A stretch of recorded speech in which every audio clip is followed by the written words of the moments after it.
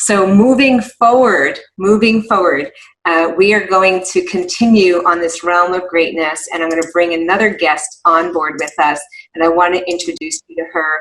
And this is Tara Gilvar. Tara and I have built this relationship over many years right now. She's a master connector and visionary. She's dedicated more than a decade of helping women live their best lives. She believes every woman has a gift and talent that deserves to be shared with the world.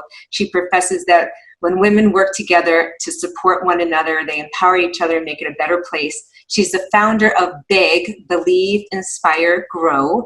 And after leaving corporate and raising her children, she saw a bumper sticker that said, "Remember who you want to be." And she decided that that was something that was important to her, and she knew other people would do that. And she said she sent out an email with a message titled, "We're smart, we're still smart." And that simple act actually started this whole network company of all business entrepreneurs networking together to help build themselves and build each other. So welcome, Ms. Tara Gilvar. Hi, Lisa. Hi, Tara. I see the talking, but I don't see the video. Okay. Let's see. So if somebody can help her share her video, that would be awesome. There we go. I am. Yay. How are you? I'm doing awesome. You look beautiful. So I'm so excited to have you here, and you have been such a huge instrument for people in person with putting together events for so long, to be able to let them network with other people, to be able to build their different businesses and to support each other. And you were affected like other businesses were when you had to take over what was in person and all of a sudden make it online. So with all that focus, with businesses focusing around that, talk about, because you successfully did it, you masterfully did it. Why don't you share some of the things that had to happen and maybe give some insight for other people? Thank you. Well, yes, it was quite a challenge when March hit. And like you said, we had been doing this for 12 years, and everything we built was in live in-person events. And when COVID happened, you know, women's instincts are so on target. I remember feeling and talking to Brittany on my team and saying, I think we need to start figuring out a different way to do this. And so in our Montclair pod, we had our last Basking Ridge, New Jersey pod live, and you could feel people's hesitancy for coming in the door. And so in the next one we had in Montclair, we said, let's try. We were fortunate enough to have been on Zoom and understood how to use Zoom, but we never really used it to run our business before. And we did it. And, you know, one thing that these entrepreneurs need to realize, if you're doing a good job out there and you're giving people what they want, how you do it is less important than doing it. And so we were able to preserve almost everything we did in person online. And thankfully, I think it's opened up huge doors of opportunity for us. And I hope other people find all their opportunities through this.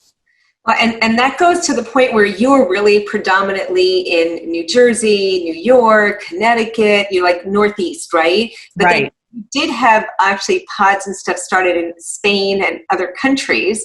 But how has this actually changed your business opening up online? It's opened everything for us. So our big issue was, you know, we were very local. We had local leaders in different communities. And my vision from the day that we started this in 2009 was that this is something that women could use everywhere. And, you know, in all the suburbs across the country, even across the world. But how was I going to do this? And so years ago, I would do it the hard way. I would go and try to find a woman who wanted to open outside of the suburb in Atlanta. And I'd fly down there and we'd talk to her and she'd say yes. And we'd get her launched and she'd be running it for a while. And then something would happen. Her business would take off, or she was pregnant, or her husband got transferred. And she would move and we would be back to square one. So leadership, finding leaders in local communities was our biggest obstacle. With this situation, we have online leadership and we get to plug the online leadership into the communities. So to your point, we started an ambassador program similar to what they were talking about in the session before. And we have women who have networks of women that they would love to offer this kind of support. And what they do is they corral their women, they nurture their women locally, and they get to plug into our system through Zoom, and everybody's happy. And so we've, since COVID, have branched out in California, Northern California, Southern California, Austin, Texas, North Carolina. We have talking to people in Florida and in New Hampshire, and all of a sudden this vision has become real because of what people think is a disaster. Right. So it's what, like, again, turning lemons into lemonade and seeing the opportunity. And one of the things, what has you found is the biggest, besides the fact of your growth and be able to reach more women who are entrepreneurs and looking to be able to build and have the support of the community, what other differences or benefits have you found in this scenario? Well, I mean, time efficiency, certainly, right? People get to do it on their time. We record everything so they can watch it if they miss it, just like you are doing. But they don't have to travel. They get to teleport and meet women in communities in places they've never been able to do. They get to find the differences between the nuances of different communities and understand why it's a little different out in LA than it is here in New York City. And yet they get to be in their home base. So it's local, regional, national, and global. They get the benefits of everything because women still like their tribe. I think men do too, right? Their local communities still want to be local. So we have that. And then you get to tap into, or we call pod hop into, all the different regions. And it's been a beautiful experience. It took a lot of work. I mean, I'll be like everybody else out there. Let's not sugarcoat this totally. We crossed our fingers that we were going to get through this. I mean, and memberships dropped because people got scared and they made, knee-jerk reactions.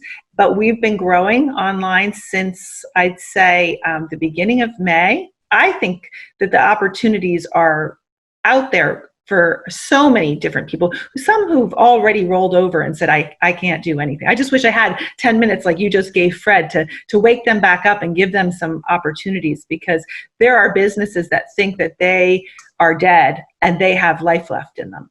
Well, we have opportunities. Have them check out helpbusinessesthrive.com/mastermind, and we'll talk about that. Because one of the things is that when you're in the weeds, you don't see what's outside. It's kind of like that work on your business, not in it. You sometimes need to step back, say, okay, what's the opportunity here versus what's wrong, what's right, and what else can I do? But one of the biggest challenges, if you don't know what you do at your core, and what you do at your core is connecting women for business. So it didn't matter if it was in person or if it was online. Right. You were still saying, we still matter. So you still. It wasn't like, oh, we'll just pivot or I hate that word now, but adjust our sails and we'll just go online. I don't know if that would have worked if we decided to do it if the world hadn't been forced to technology. So that was like the perfect storm for us to do that, because we would have said that a lot of our members would have thought that they didn't have the technology skills to come online. But what happened was they were forced to, if otherwise they were isolated. So, the world, millions of people are on these platforms now that never would have been in regular life. Without a doubt. 3 months ago, I would have to tell somebody what Zoom was. They would have a TV show on public TV. I used to watch. But it's amazing. And I think I just feel good about it. I think people say, what's going to happen when we go back to real life? And I'm very open. I think what people have done in this environment, it's been a mourning process. Every stage of mourning, right? They went through denial, bargaining, anger. When you get to acceptance, it's a very peaceful place to be, and to let the opportunities unveil themselves instead of you, like I used to try to do, roll the rock up the hill all the time and make something happen. When the opportunities are actually presented to you, you just have to look and see them. Yeah. So to give an idea, so people don't know this, Tara and I met at a women's event. Well, we met more before that. Because you ended up, I don't even know where we met before that. We met before that, and then you had my book. Right. And then we ended up meeting. I spoke in Aurora for another women's event, and then I went to a launch of one of your things. And we've been together for quite some time now. We've been dancing in the same playground for a long time. Yes. And what was really great about what you do is like bringing the best in. And that was really like, you're always looking for leaders and to be able to lead the women. And you're very much into making sure they're authentically in integrity with what you represent. I think that there's a lot of things out there right now as far as, for me, I think I call it noise, and that's what I've been calling it all day. It's just noise to me, where there's groups on Facebook that are free. There are groups from other people's groups and stuff. How do you suggest entrepreneurs connect with others? Because, and I might be leading this, I think most of the reasons why we're together is because we built a relationship. But there's so many groups out there. How do you suggest business owners start? Well, I think I am only a relationship type of business person. I don't know how to be transactional, because to me, the authenticity is everything. And so I only know how to do that. But it is a one person at a time thing. I mean, I know you've mentioned this a couple times today, but trust takes a while. Right? I mean, if you go back to our relationship, I knew you. We went I met you, then I got your book, I heard you speak, then we spent a weekend on a retreat, then we went and had lunch. I mean, it is the same kind of relationship you would do before you marry someone, if you're really going to fully invest. And you need to date your relationships in business. And then you need to find the place that feels right for you and aligns with your values. And that means you have to understand your values, right? You have to be clear. Yeah, and that goes back to a lot of the stuff we were talking about today. Are you in alignment with your values? Are you being congruent? Are you building relationships? It takes time for people. They need to see you more, get to know you more. And yet today in business, a lot of people think, I'm out here, I put a social media post and no one bought my stuff. Or I went and I did a talk, but nobody set up a call. Like, they haven't built that relationship that takes multiple touch points to be able to build. Right. And I think sometimes when you get that obstacle, it's to steer you toward the real opportunity, right? So the timing might not have been right for that particular moment. So it steers you to look a different way. If you just throw your hands up and give up, were you really that passionate about it? But I mean, when you're passionate, and I know when I started Big, it was believe, inspire, grow. And, inspiration is a tricky word to use. Like, who am I to use that word? And I remember we renamed it and we called it Believe, Inspire, Grow. And I put on the radio that day when we were going to a launch party, and Deepak Chopra was on the radio. And he said, when you are inspired versus motivated to lose a few pounds, or motivated, to stop smoking, or whatever that task is, you can do it for a couple days. And then, you eat the candy bar. But if you're inspired, which is rooted in the word spirit, and your spirit is ignited, you can't not do it. And so that's what happens in entrepreneurism, right? It's a very strange world we live in. People don't always understand it. And I wasn't purposely an entrepreneur. I was a stay-at-home mom trying to figure out what I was supposed to do with the rest of my life while I had 3 kids that were under the age of 8, just like millions of other women out there. But when you hit that ability that you said, and for me, it goes back to what you've been saying all day, helping other people, serving other people. It's not about me. It's not even about the women that are the leaders. It's who we serve and how we change their lives, and the stories we hear, and how they said they couldn't do it without us. That's when we get up and we go and say, okay, we'll do it again tomorrow. Yeah. And when you said that, I just had this epiphany. I just had the chills too.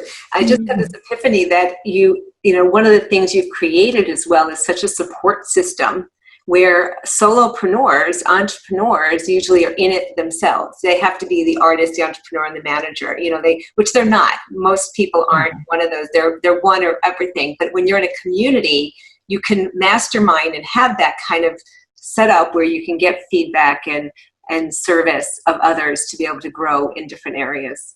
Yeah, I mean, one of the things I think is so important, and it's built into the system, right? So you don't have to say it, but the culture of your brand and your company.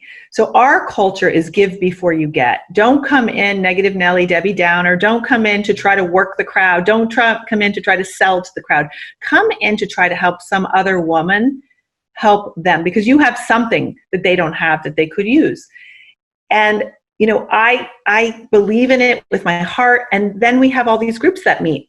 And I'm not in those rooms, and I'm not there. And my leaders, may not have the same exact thoughts that I have, but the culture never changes. And if someone comes in there, I've sat in rooms where they don't know that I'm part of Big, a new member, and somebody will say, I have something I want you to buy, and she says, we don't do that here at Big. And I thought, when you can create a safe and supportive environment where people genuinely feel that there's not an end game here that like, okay, here's your bill for $10,000. When you really are genuine about it and you really mean it and the people in there mean it, you don't get negative. Like everyone's talking about all the negativity out there. We don't have it. We do not have it. We are guarded from it. We do not have it within Big. It is the happy place because the women, it's a safe haven. And I know men say that I should offer it for men, and maybe someday we will, but right now it's our special place. Well, it is a safe haven and a wonderful place. Tell people how to get a hold of you, Tara, and how to learn more about what you do with Big. So our website is believeinspiregrow.com. We do have a special offer for everybody. We have started a text system thank you, Lisa, for keeping suggesting that we go to the text world. I think that's a really important thing to do now that we're all online. And so we have, if you text 555-888, Big Tips, and that's with a P at the end, Big Tips. We have a tip sheet on how to build relationships. And we also want to offer one free annual membership to someone. So if they ask for the tip sheet, we're going to be drawing from there and giving an annual membership, which will include all the bells and whistles that we offer for our global network. Oh, that's awesome. That's absolutely awesome. And also, please, right now on social media, if you took one or two, I can see at least a dozen tips from what we just talked about from Tara. Make sure you hashtag Tara Gilvar. Also, Help Businesses Thrive. My name, Lisa Lieberman-Wang. And we're going to be giving away more gifts. So take a picture with us here so that we know you're with us. And we're going to actually, we're going to give away more gifts to you if you haven't gotten enough yet. So before you leave, for the Thriving Entrepreneurs Playbook, what's one last piece of advice you'd like to give the listeners? I want women to trust their value. I really want them to get their mojo back and know that they have something to offer another woman that could be the lifeline to her, and that you have an obligation to give, because that's why you're on this planet. You're on this planet to live and share your gifts and talents with the world. And so find those platforms that will let you find your voice and then shout it, because, there's so many lost people that could use what you have to offer. And I feel there's so much unused resources out there and so many people that are holding back. And this is the time to go and step in and give. Awesome. Thank you. And thank you for giving and doing what you do. I love you. And this is great. Thank you for this day. You've pulled it off. You said you were going to do it, and you did. It's fantastic. And thank you for all you do, for all the people you help. Thank you. I think we have winners coming in. Tara, she's jumping in. So we will see you soon. Thank you, Tara. Okay. You're staying for the challenge. We'll see you. Yes.